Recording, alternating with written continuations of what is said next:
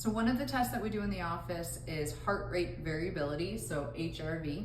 And what we're doing is we're using the variation in your heartbeat to determine how adaptable is your body. And are you stuck in shutdown? Are you stuck in fight or flight? Where are you? Because this gives us some really good information into understanding how are you going to heal and how quickly are you going to respond to chiropractic adjustments versus other people.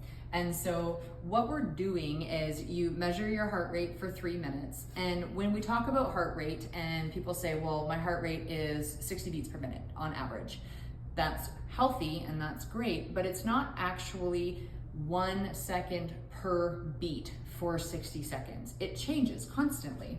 And so it can be 0.98 seconds followed by 0.96 seconds. Then it jumps up to 1.02 seconds. But you're still getting an average of 60 beats per minute over that 1 minute. And so the more variation there is in these heart change times, the healthier you are. If you say had 3 or 4 beats stuck in a row, the exact same before it switches and changes, it means that your internal adaptability to deal with changes is slower than we would like it to be. And that can be a couple different things going on. So then what we do is we bring it back to this graph here. The goal is to land into this green box, and then your score is marked anywhere in these different areas.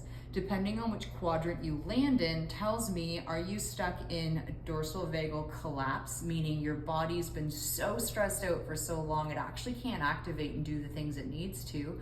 Or is it stuck in fight or flight stress response?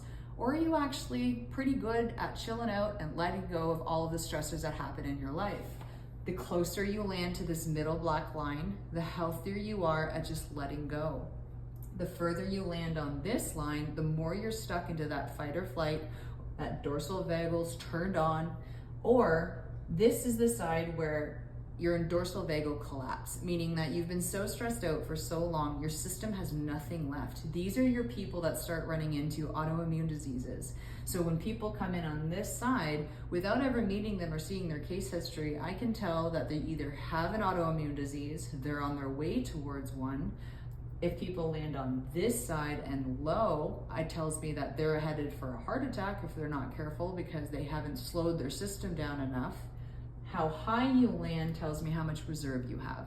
So you can be stuck one side or the other, but if you have little in the tank to deal with it, that's a problem either side. So if you're up high, if you're one side or the other, you have time to deal with it. If you're down low and dramatically one side or the other, you might be looking at some serious problems and it's time to make some changes.